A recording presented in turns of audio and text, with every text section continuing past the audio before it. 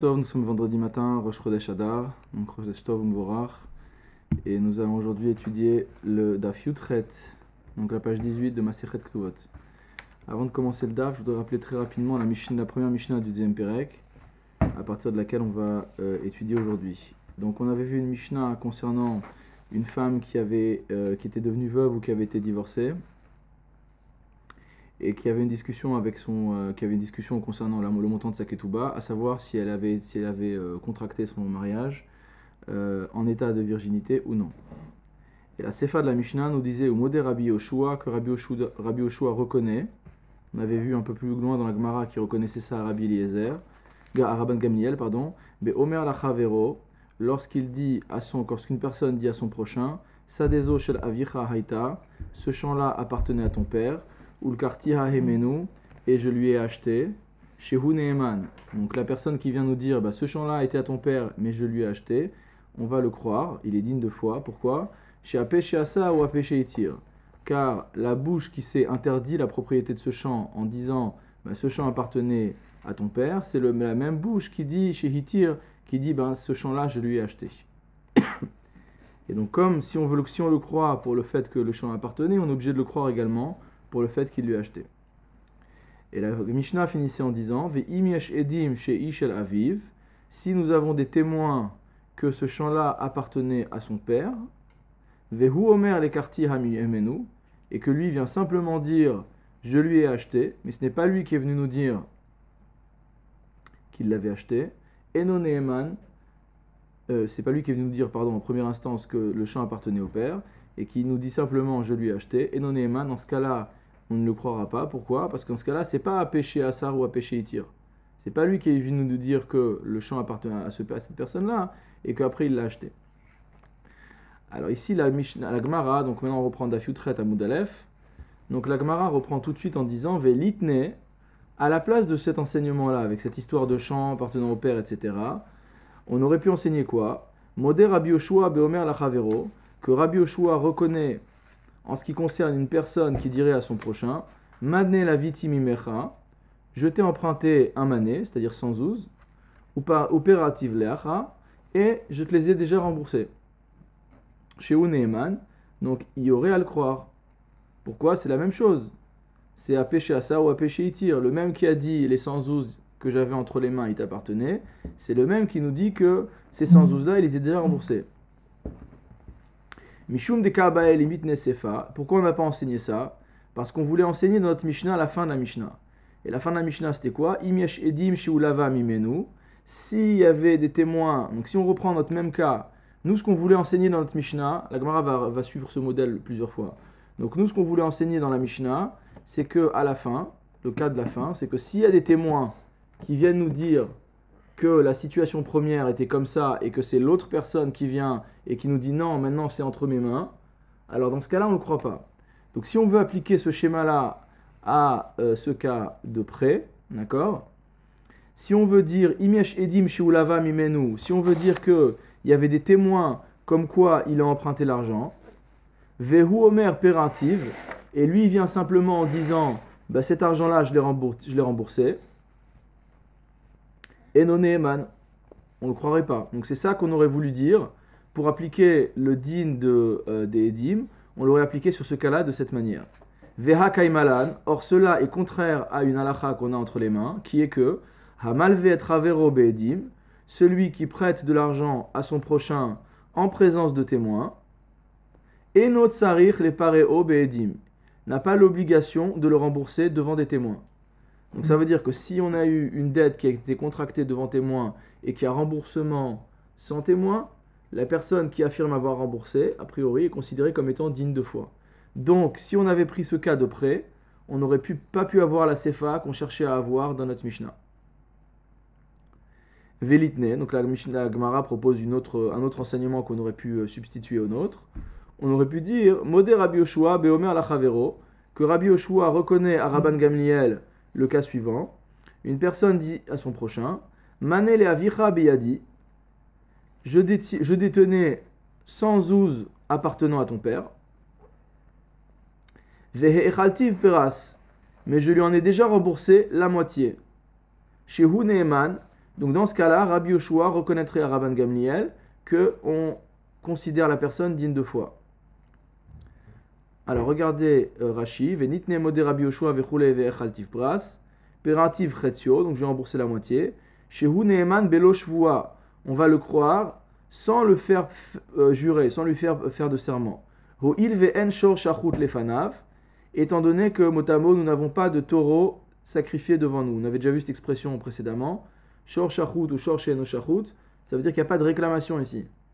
C'est pas quelqu'un qui vient réclamer et qu'ensuite il va dire, quand on vient réclamer, il dit non, j'ai déjà remboursé 50%. C'est lui qui vient de lui-même et qui dit je devais 100 et j'ai déjà remboursé la moitié. De'ashmo inan ravuta, et donc là on va apprendre un chidouche. De'afalgav demodé bemiktsat patour. Donc bien que ils reconnaissent une partie de la dette, il est patour, donc de la ta'ana, de la réclamation, il est patour, il sera dispensé, il venotov o, étant donné qu'il n'y a pas eu, donc ce n'est pas la personne qui était créditrice qui est venue chercher l'argent. Alors la Gemara elle nous dit aliba deman, selon qui ça va. Donc quand on dit chez Eman, lorsque Rabbi Yoshua dirait qu'on reconnaît que la personne est digne de foi, ça irait comme qui? Alors si on suit la Gemara, i aliba de Rabanan, si on suit les Chachamim, ha amre meshiva veda have, les Chachamim considèrent que la personne qui vient ramener 50 zouz de cette manière-là est considérée comme quelqu'un qui restitue un objet perdu. I aliba, et donc on lui demande rien du tout, comme on va voir dans les commentaires. I aliba de Rabbi Eliezer ben Yaakov, si on dit que Rabbi Yoshua va reconnaître que la halacha est comme Rabbi Eliezer ben Yaakov, ha amar shvua ba'e, lui il a dit qu'il avait besoin d'un serment. Et donc s'il y a besoin d'un serment, c'est pas ce qu'on cherche ici dans notre Mishnah. Detania, car on a enseigné dans une braïta, Rabbi Eliezer ben Yaakov Omer, que Rabbi Eliezer ben Yaakov enseigne, Pe'amim she'adam nishba al ta'anat atzmo, il arrive qu'une personne soit obligée de jurer à cause de sa propre affirmation, de sa propre réclamation. Ketzad, comment cela? On va reprendre Rashi après. Comment cela? Manele avicha biadi ve'echaltiv pras, celui qui dirait je détenais 100 zouz appartenant à ton père et je lui en ai remboursé 50, pardon. Hareze nishba, on le fait jurer. Vezeu she nishba al ta'anat atzmo. C'est ça qu'on appelle jurer sur sa propre initiative, motamo. Va chachamim omrim, et les chachamim pensent, eno ela kemeshiv aveda ou patour, cette personne-là n'a que le statut d'une personne restituant un objet perdu, et donc elle est patour, elle est dispensée donc de faire un serment. Regardons Rashi. Aliba deman. Donc Rashi nous dit Tnae plige behamilta bishvuot. Donc c'est une machloket à la page 42 de Masechet Shevuot. Ve'i amar Rabbi Yoshua achi la kechada minayuhu. Et si Rabbi Yoshua était en train de nous dire que la halacha, enfin qu'il était modé dans ce cas-là, qu'il n'y avait pas besoin, qu'on faisait confiance à la personne, ça ne va comme aucun des deux avis qui sont dans Masechet Shevuot et qu'on vient de voir dans la Gemara. Donc on va les revoir dans Rashi. Dei ke Rabanan, car si on veut dire que Rabbi Yoshua il va comme Chachamim, ha amre afilu tov o veze modé bemiktsat meshiva vedahu. On dit que même si l'un réclame et que l'autre dit que l'autre reconnaît la moitié, il dit ok, je te rends 50. Il est considéré comme meshiv aveda, il est considéré comme quelqu'un qui restitue un objet perdu. Ditnan bishvuot, car on a enseigné dans Masechet Shevuot, Mané leaba biadecha, tu as 100 zouz appartenant à papa, et l'autre lui répond, En lecha biyadi ela chamishim dinar, non, je n'ai que 50 dinars entre les mains, patour, il sera dispensé de jurer, mishum shiu kemeshiv aveda, car quand il ramène les 50, c'est déjà comme quelqu'un qui restituerait un objet perdu. Umayashmainan Rabbi Yoshua be'en shor shachut. Et qu'est-ce que Rabbi Yoshua viendrait nous apprendre ici dans un cas où il n'y a pas de réclamation? Afilu shor shachut lefanav nami neeman. Même dans un cas où il y a réclamation, dans notre cas on voit, dans Shavuot, qu'il serait quand même neeman, il serait quand même digne de foi. Donc ça ne va pas comme lui. Ve'i aliba de Rabbi Eliezer ben Yaakov. Maintenant, si on veut dire que la halacha, elle va comme Rabbi Eliezer ben Yaakov, kilotavale nami, même lorsqu'il lui réclame rien, ha'amar shvua ba'e, il considère qu'une personne qui vient restituer 50% d'une dette, on va lui réclamer un serment. Donc voilà pour l'exclusion de cette possibilité. Et puisqu'on est sur le sujet, la Gemara continue en demandant Rabbi Eliezer ben Yaakov, letleme shiva veda patur. Est-ce que Rabbi Eliezer ben Yaakov ne tient pas qu'une personne qui ramène un objet perdu, on ne le fait pas jurer? Alors regardez ce que dit Rashi. Patur mina shvua, donc il est dispensé de jurer. Bitmia, donc c'est une question. Ha takanta de rabanan hi b'masechet gitin. Donc d'après Rashi, il s'agit d'une takana de chachamim, donc dans Masechet gitin. Ha motse metsia lo ishava. Que celui qui vient ramener un objet perdu, on ne le fait pas jurer. Mipne tikuna olam, donc à cause motabo de l'amendement du monde.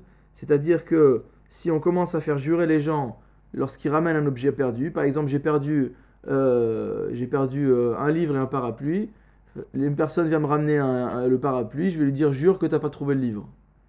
Donc si on fait comme ça, d'après Rashi, c'est ça la takana de Chachamim, si on fait comme ça, les gens vont même plus s'occuper des objets perdus, parce qu'on sait que chez nous on déteste faire des serments. C'est un grand problème de faire un serment, même si c'est un serment qui est vrai, même s'il n'y a absolument aucun problème de faux serment, etc. Il faut quand même jurer par le nom de Dieu, donc on n'aime pas faire ça. Et d'après les Balei Tosfot, la raison pour laquelle, donc ils sont marloquettes avec Rashi, d'après les Balei Tosfot, la raison pour laquelle on ne fait pas jurer quelqu'un qui ramène un objet, c'est à cause d'un migo. D'accord? Dire qu'il aurait pu ne rien dire du tout. Et si déjà il vient reconnaître qu'il y a 50% de la Aveda qui est entre ses mains, alors c'est qu'il aurait pu carrément dire quelque chose de plus défavorable, à savoir j'ai rien du tout entre les mains. Donc maintenant qu'il vient dire j'ai la moitié entre les mains, migo que il aurait pu dire qu'il avait rien, on va pas le faire jurer. Maintenant qu'il vient nous dire qu'il a la moitié. Patour chez moi, mais le patour de la deuxième moitié aussi, j'ai cru comprendre ça, mais il y a un cas où il est patour de la deuxième moitié. Oui, on va pas lui extorquer entre guillemets la deuxième moitié de la somme. C'est ça la chez moi? Ouais. Alors la Gemara continue.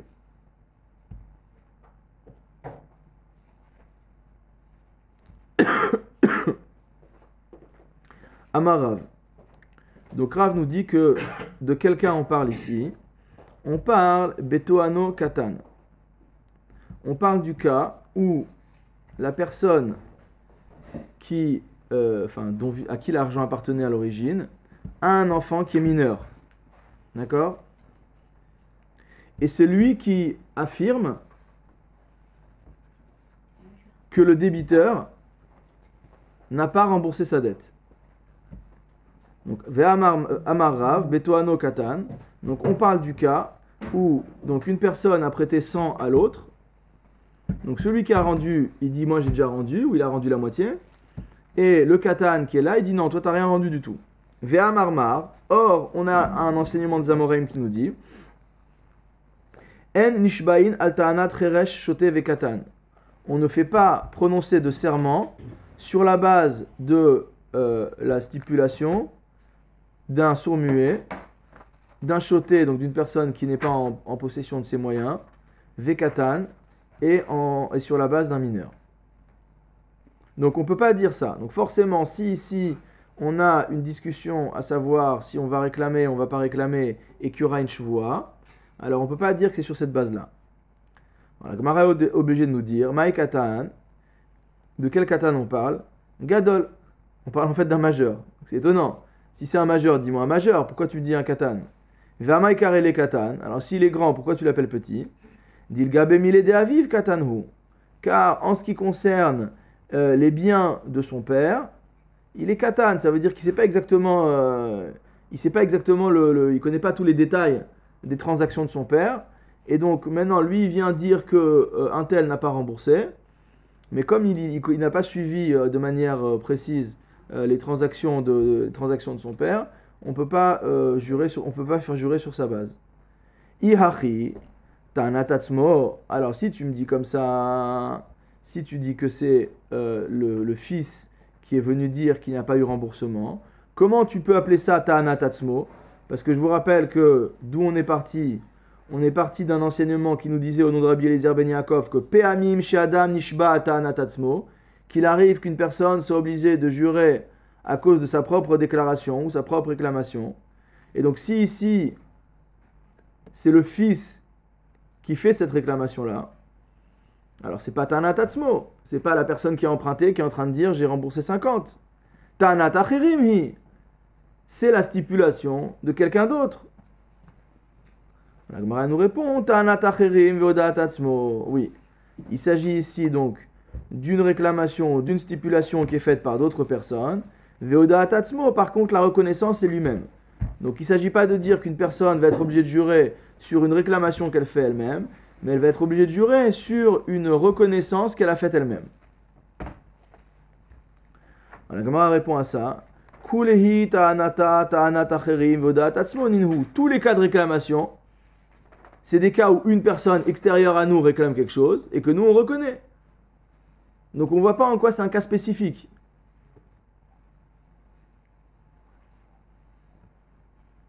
Elahacha bideraba kamipalgi. Donc on est obligé de dire ici que la discussion qui oppose les maîtres, c'est un enseignement de rabbin. Regardez Rashi. Elahacha bideraba kamipalgi. Ela leolam betuano katan. Donc on en revient finalement à une ta'anat katan, au fait que c'est un mineur qui vient dire qu'une partie de que la dette n'a pas été remboursée. Hanemile beshetoano katan ani netativ lecha. Donc nous sommes dans le cas où le mineur dit je t'ai donné. Ukra ketiv kiten ish el re'eu. Or le pasuk a dit lorsqu'une personne donnera à son prochain. Donc el re'eu velo katan. Donc normalement ça exclut un katan et donc il ne devrait pas avoir de shvua dans le cas où il y a un prêt avec un katan. Ou me'acha yalifla bishvuot. Et c'est de là que la halacha est déduite dans Masechet Shvuot. Aval hacha, mais ici dans notre cas, Sheba beta'anat aviv, où le katan vient pour le compte de son père. Itle le Rabbi Eliezer ben Yaakov nishbain, Rabbi Eliezer ben Yaakov va tenir qu'il y a 8 serments. Ça veut dire normalement, dans un cas similaire entre un katan et un gadol, étant donné que le pasuk nous parle uniquement d'un rapport entre personnes majeures, l'un a prêté, l'autre doit. C'est là où on peut faire intervenir un serment. Donc dans notre cas où la ta'ana est faite par un katan, par un mineur, on aurait dû dire qu'il n'y a pas de shvua. Mais Rabbi Eliezer ben Yaakov vient et nous dit que dans le cas où la ta'ana est faite par un katan, mais pour le compte de son père, alors dans ce cas-là, il y a serment. Je continue dans Rashi. Vera banan pligé ale. Et les chachamim sont en discussion, en opposition avec Rabbi Eliezer ben Yaakov. Et eux ils disent afilu betoano gadol, que même dans le cas où la personne qui réclame est un majeur, vekaroule meshiva veda, on considère que celui qui ramène la moitié s'appelle quelqu'un qui restitue un objet perdu, et donc il n'a pas à jurer. Ou bederaba kamipalgi, et donc c'est pour ça que la Gemara nous dit que Chachamim et Rabbi Eliezer ben Yaakov sont en discussion sur l'avis de Rabba. Alors maintenant on va voir l'enseignement de Rabba dans le texte. De Amar Rabba, car Rabba enseignait, Mipnema Amra Torah Mode Miktsatataana Ishava. Donc c'est le principe à l'encontre duquel on était en train de parler tout à l'heure. Donc pourquoi les Chachamim, pour les enfants qui ont étudié l'Oumétiot, déjà ça va être facile. Alors pourquoi la Torah a dit que celui qui reconnaît Miktsatataana, une partie de ce qui lui est réclamé, Yishava, qu'on va l'obliger à jurer. C'est pas logique. A priori, quand quelqu'un vient reconnaître une partie de la ta'ana, dit tu me dois 100, il dit non, en vérité, je te dois que 50. Alors pourquoi on va pas le croire finalement? Parce que lui, il est de bonne foi. Il est en train de dire, il dit pas je te dois rien. On aurait compris a priori, dans une logique on va dire profane, on aurait compris qu'une personne qui vient dire non, je te dois rien, on dit jure que tu dois rien. Mais s'il dit je reconnais 50, on dit bah s'il a déjà reconnu une partie, ça veut dire que ce qu'il avait à reconnaître, il l'a reconnu. Pourquoi on le fait jurer? Alors le rabbin explique, Chazaka, parce qu'on a une présomption que quoi? On a une présomption que En Adam Meis Panav Bifne Baal Chovo, qu'une personne n'ose pas nier de manière, on va dire, outrancière ou insolente, face à celui à qui il doit de l'argent. Vehai bechula baed elirpere. C'est-à-dire qu'en vérité, la personne qui dit c'est vrai, je te dois 50, en fait, il voudrait dire je te dois 0. Mais il n'a pas la force de dire je te dois 0. Vehai deloka perle. Donc c'est ça la raison pour laquelle il ne reconnaît pas qu'il ne doit rien. Enfin, qu'il ne dit pas qu'il ne lui doit rien. Mishum deen adam meis panavu. C'est à cause de cette retenue qui fait qu'une personne ne va pas avoir l'effronterie de venir dire à celui qui lui a prêté de l'argent, je te dois rien. Il lui reconnaît quand même, je te dois quelque chose. Pas les 100, mais je te dois quelque chose. Ou bechula bae delo debele. Et en fait, nous ce qu'on veut, c'est qu'ils reconnaissent la totalité. C'est ça qu'il aurait dû faire. Lui, il voulait tout. Il voulait. Celui qui dit, je te dois que 50, son intention profonde, c'était de dire non, les 100, je te les dois. Alors pourquoi il dit, je te dois que 50 ? La raison pour laquelle il ne reconnaît pas à son prochain qui lui doit la totalité, qui est de l'ishta mitle. En fait, il veut simplement se débarrasser de lui de manière temporaire. Vesavar, quel est son raisonnement ? Ad avalizouze ou paranale. Je vais déjà rassembler l'argent et dès que j'ai les sous, je le rembourse. Donc il ne veut pas lui dire je te dois rien, parce qu'après s'il vient avec les 100, il va lui dire comment tu m'as menti, tu me dois rien, etc. Mais par contre, lui ça lui arrange de dire écoute je te dois 50. Donc comme ça déjà il va calmer le créditeur, d'accord ? Il va lui donner les 50, ça va déjà un petit peu l'apaiser. Lui ça va lui donner le temps de rassembler les fonds pour rembourser l'autre moitié. Et dès qu'il aura les autres 50, il dira regarde, je t'ai reconnu que la moitié parce que j'avais honte de te dire que j'avais pas l'argent. Il dit mais maintenant voilà l'autre moitié. Vera Hamana Amar, la Torah elle dit quoi ? Reme Shevua Ale, impose-lui de prêter serment, qui hechi de l'odele bechule, de manière à ce qu'il soit forcé à reconnaître la totalité de sa dette. Ça veut dire que nous, ça nous plaît pas d'avoir cette personne-là, enfin la Torah en tout cas, ça lui plaît pas d'avoir cette personne qui reconnaît que 50% de sa dette. Et donc du fait qu'il reconnaît Miktsat Atahana, du fait qu'il reconnaît une partie de la Tahana, donc c'est un indice qu'en fait, il reconnaît peut-être la totalité, mais qu'il s'est censuré parce qu'il le veut attendre de rassembler l'argent pour rembourser. Donc la Torah, elle vient, elle nous dit, fais-le prêter serment, de manière à ce qu'il confesse la totalité de sa dette. Il connaît la totalité de sa dette parce qu'il aura 50% et 50%. Oui, mais au moment où on lui pose la question, au moment où on lui dit tu me dois 100, il dit pas oui je te dois 100, il dit non je te dois 50. Oui, Dans un deuxième temps, il va venir. Je te rendrai. Oui, mais la Torah ne se satisfait pas de ça. La Torah ne se satisfait pas du fait... Non, il lui dit pas je te donne 50 maintenant. Non, si il lui dit je te dois 100, mais là j'ai que 50, donc je te donne 50 et le mois prochain je te donne encore 50. Donc là la Torah n'aurait rien demandé, il a reconnu sa dette. La raison pour laquelle la Torah demande à ce qu'il jure, c'est parce qu'aujourd'hui il dit non, moi je te dois que 50, tu m'as prêté que 50. Donc il ne reconnaît pas la totalité de la dette. Rabbi Eliezer ben Yaakov Savar. Donc Rabbi Eliezer ben Yaakov, lui, il pense. Donc ça, c'est Chachamim, ils vont penser comme Rabbah, comme ça. Et Rabbi Eliezer ben Yaakov, lui, il pense. Loshnabo veloshna bivno.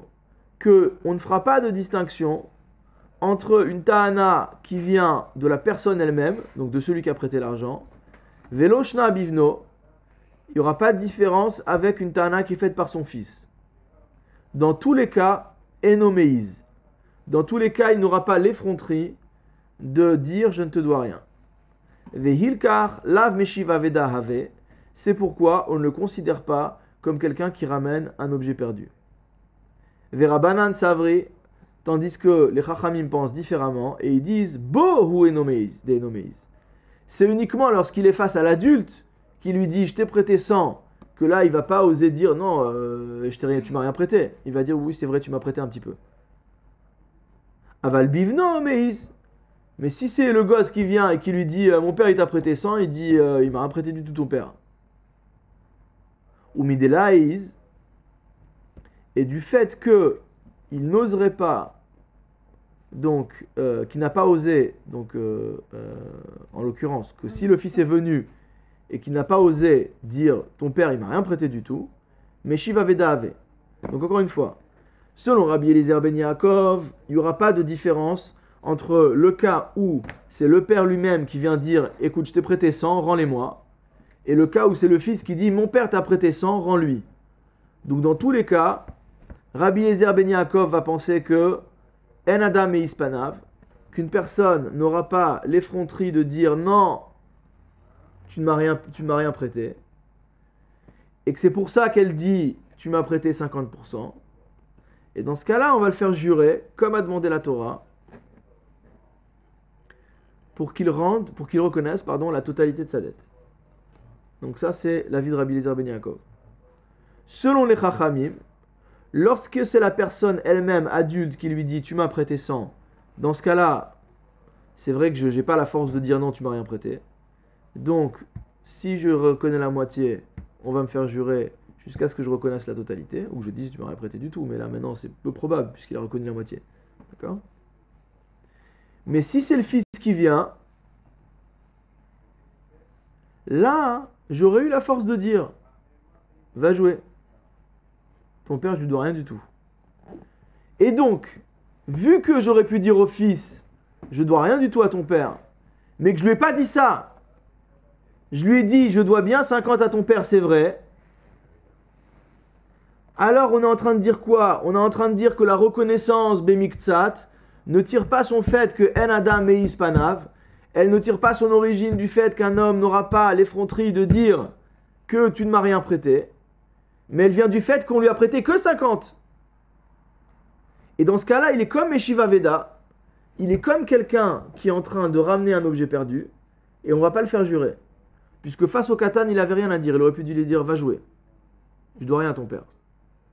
Donc s'il vient dire, j'ai 50 à lui donner, que Meshiva Veda, c'est comme s'il lui ramenait un objet perdu, et comme on a vu, soit sur l'avis de Rashi, soit sur l'avis de Tosfot, on ne fait pas jurer quelqu'un qui ramène un objet perdu. Donc soit Mishum Takanat à Olam selon Rashi, soit à cause du Migo, d'après les balais à Tosfot. Juste pour revenir à ma question tout à l'heure, c'est-à-dire que le fait qu'il n'ait pas l'obligation de faire, qu'il n'y ait pas la choua là, sur la deuxième moitié, dans ce cas, le dernier cas là, Ouais. il est quand même khayab de la payer. On ne le dispense pas de payer la seconde moitié quand même. C'est que Il n'y a pas eu reconnaissance de dette. Non mais le fait. Pourquoi tu veux qu'il paye ? Non, quand il y a la chevoie, ça va permettre de déterminer s'il lui doit vraiment ou pas. Donc lui, il va venir, on va lui faire prêter serment. D'accord ? Donc de deux choses l'une. Soit il va prêter serment qu'il devait que 50. D'accord ? Auquel cas il rembourse que 50. Mais l'objectif de la Torah, c'est par le moyen du serment de lui faire sortir que en fait c'est les 100 qu'il devait. Et les 50 qu'il a reconnus, c'était juste pour faire patienter son créditeur. D'accord ? Alors, Mishnah suivante. Aedim She'amru. Donc, nous avons des témoins qui viennent nous dire Ktav Yadenu Huze. C'est vrai, sur ce shtar, sur cet acte de vente, ou cette reconnaissance de dette, tout ce que vous voulez, c'est bien notre signature. C'est vrai, je reconnais ma signature. Aval Anusi Maïnu. Mais on nous a forcé à signer. On n'a pas signé de notre plein gré. Psoulé Doutaïnu. Pardon, Ktani Maïnu. Ou alors, excusez-nous, mais le jour où on a signé, c'était la veille de notre bar mitzvah, on n'était pas majeur encore. Donc c'est vrai que c'est notre signature, mais on n'avait pas la capacité à témoigner. Donc notre témoignage est invalide. Psoulé Doutaïnu. Ou alors, c'est vrai que c'est notre signature, mais vous remarquerez que la personne dont il s'agit dans la transaction, c'est notre frère. Donc on n'est pas sous la doute. Ou encore, Mesachek Bakoubiya. Donc on était dans une situation où on n'avait pas une vie qui nous permettait d'être digne de foi dans nos témoignages. Hare Elune Emanim. Donc dans tous ces cas-là, les personnes qui viennent dire c'est vrai, c'est nous qui avons signé, mais notre signature ne vaut rien parce que nous étions en invalidité de témoignage. Donc tout ça, on les croit. Pourquoi ? Regardez Rashi. Hare Elune Emanim. Kevan deen ktav yadam nikar el alpiem. Parce que la reconnaissance de leur signature, nous ne la détenons que d'après eux. Il n'y a que eux qui viennent nous dire que c'est bien leur signature.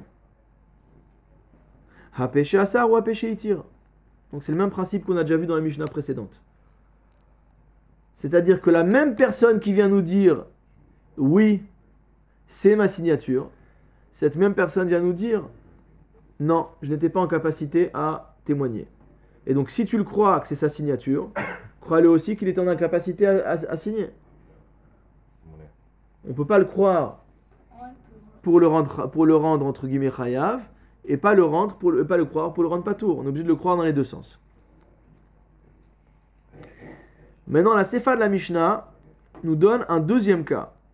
V'im yesh edim sheuktav yadam. Maintenant, si le fait qu'il s'agisse de leur signature n'est pas dû à leur parole à eux, des témoins, mais qu'il y a des edim, il y a d'autres témoins. Donc on fait venir deux personnes qui connaissent bien l'écriture des témoins, et ils disent oui, ça c'est bien l'écriture de Reuven et Shimon, donc experts en graphologie auprès de la Cour de cassation. Ils viennent et ils attestent que c'est bien ça, c'est bien la signature des témoins. O she'ayaktav yadam mimakom acher, ou alors l'expert en graphologie, il vient avec un autre shtar qui avait été signé par ses témoins, il compare les signatures et il dit oui, d'après la comparaison des deux signatures, enfin des deux actes qui sont signés, je peux certifier que ceux qui ont signé sur l'acte numéro 1 sont les mêmes que ceux qui ont signé sur l'acte numéro 2. Et comme le premier acte il était validé, donc, on en tire que le deuxième acte était lui aussi certifié. Ça veut dire qu'il y a deux signatures. Alors dans ce cas-là, si eux ils viennent, et ils disent mais en fait ce jour-là on n'était pas encore bar mitzvah, enam nemanim, on les croit pas. Pourquoi? Parce que là on peut pas dire à péché assar ou à péché itir. Ce ne sont pas eux qui sont venus pour dire oui c'est bien notre signature. On a été obligé d'avoir recours à une source externe. D'accord? Donc notamment des témoins qui ont assisté à l'acte de signature, qui ont dit oui, j'ai vu Reuven et Shimon, ils ont signé sur cet acte-là, j'étais à tel endroit, à telle heure, tel jour. Ou alors, par comparaison d'actes. Donc dans ce cas-là, on ne les croit pas. Alors la Gemara nous dit Amar Rami Bachama. Rami Bachama nous enseigne quoi? Lo shanu ela shamru anusim hainu mechamat mamon. On est en train de s'interroger sur le type de force majeure dans laquelle se sont trouvés les témoins. Puisque le début de la Mishnah, ils ont dit oui, c'est bien nous qui avons signé, mais on a été forcés. De quel cas de force majeure on parle? D'après Rami Bachama, on ne parle que d'un cas où ils ont été forcés pour des raisons pécuniaires. Rashi, de lav kol kiminaihu de lishvuye nafshaihu reshaim be'edut pm velifsol et ashtar.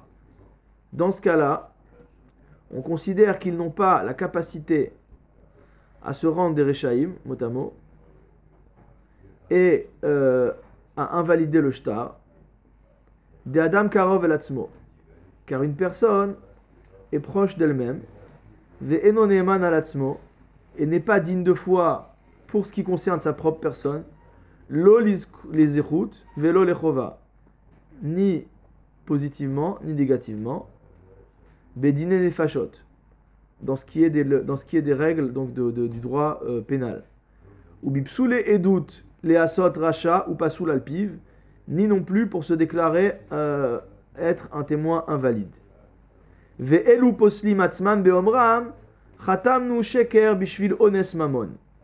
Mais là, c'est pas le cas. Ils sont en train de nous dire qu'ils ont été forcés pour des raisons pécuniaires. Vereshatama mishum apeshe asa ou apeshe itir.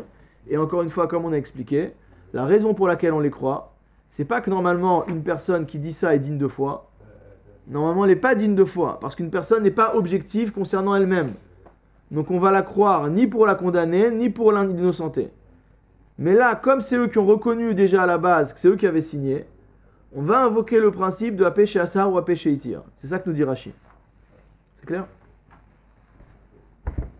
Donc normalement, la personne ne peut pas s'invalider elle-même, mais dans ce cas-là, comme c'est elle-même qui a déjà dit qu'elle avait cette dette, qu'elle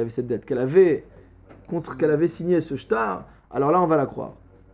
Amar le Rava, Rava a dit à Rami Bachama, Il lui a dit Kol Kemine, est-ce que vraiment les Edim ont ce pouvoir? Est-ce qu'ils ont vraiment ce pouvoir d'annuler finalement et de se faire considérer comme étant psulim?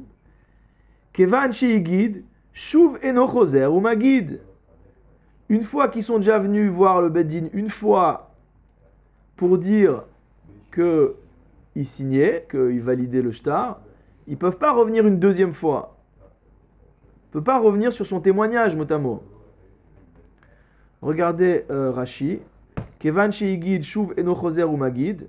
De gabe edut chada hagadaktiva. Dans la Torah, en ce qui concerne les lois relatives au témoignage, le terme de dire, de témoigner, n'apparaît qu'une fois. Imlo yagid, s'il ne dit pas, etc. Et donc, on tire de là que lorsqu'on vient voir le Beddin une première fois, ben on va être digne de foi, puisqu'on rentre dans le cadre de ce qu'a demandé la Torah en termes de témoignage. Mais si on vient une deuxième fois, la Torah n'a pas prévu ce cas-là.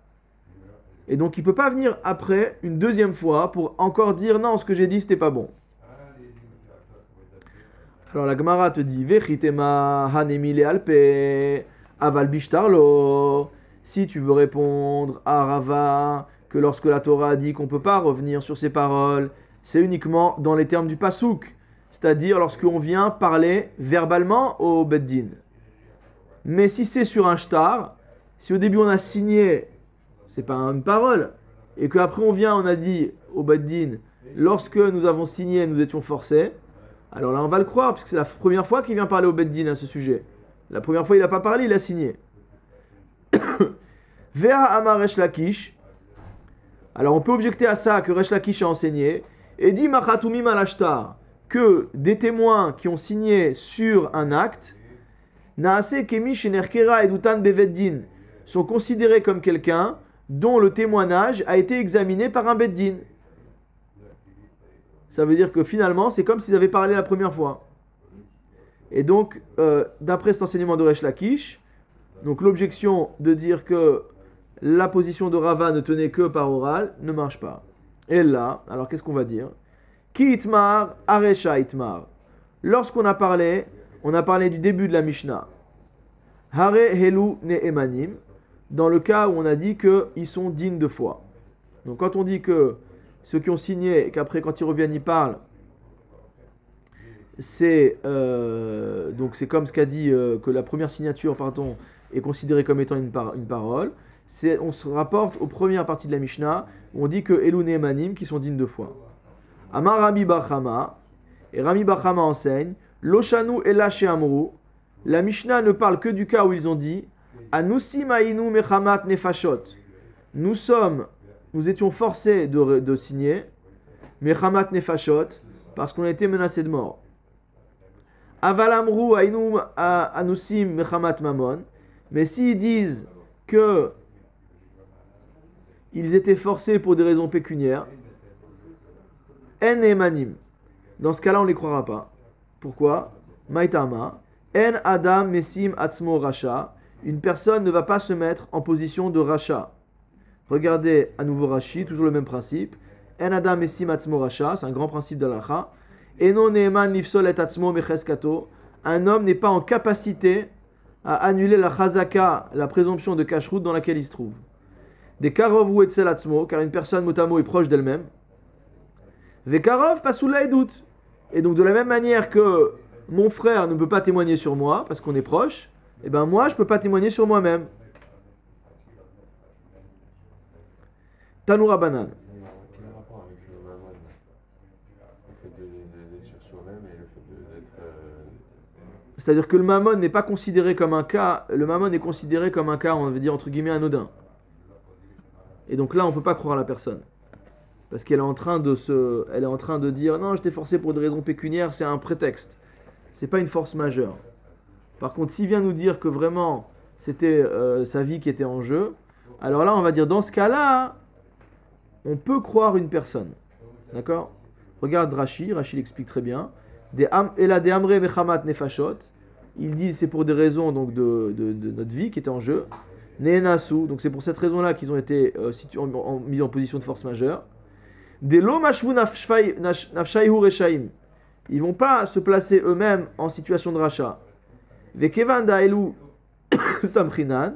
Et étant donné qu'on s'appuie sur eux, habetor kededibur akrua les saadutaihu ve'apeshe asa ou apeshe itir.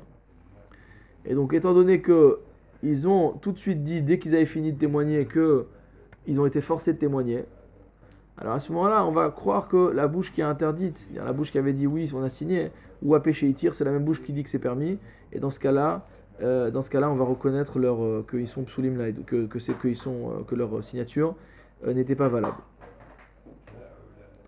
Tanou Rabanan, donc on a une braïta qui enseigne. En emanim les poslo, que des edim, d'accord. En emanim les poslo,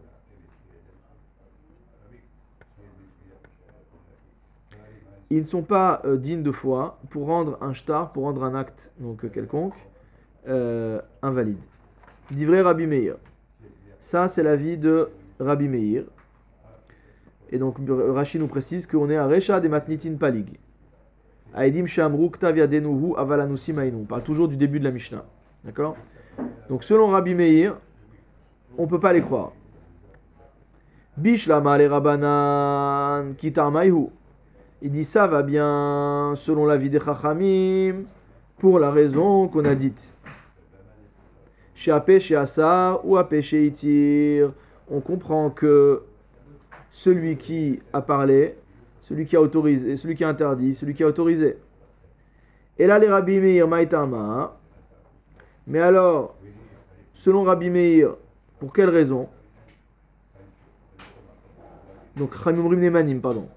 Donc, Rabbi Meir dit, on ne croit pas à les Edim qui viennent nous dire notre témoignage était mauvais. Et selon Chachamim, on les croit. Donc, selon Chachamim, on a compris pourquoi. Apeshe Asa ou Apeshe Itir.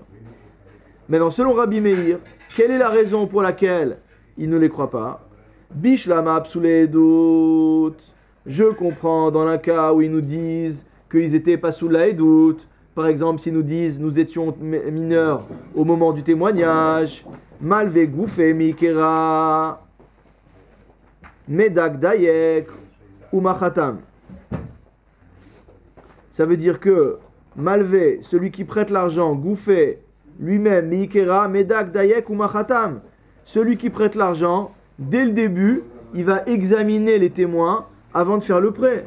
Celui qui fait un prêt sur témoin, il ne va pas aller prendre n'importe qui dans la rue pour signer. Il va d'abord examiner les témoins. Et une fois qu'il a établi que les deux témoins sont des témoins valides, il va prêter l'argent et faire signer l'acte de reconnaissance de dette. Ktanenami.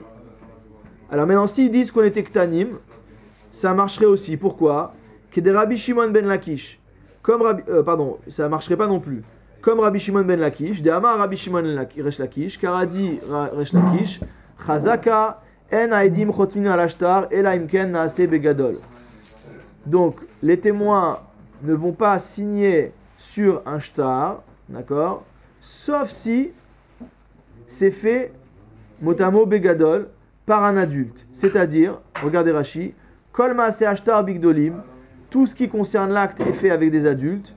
Halokeach ve'amocher, aussi bien du côté de l'acheteur que du côté du vendeur.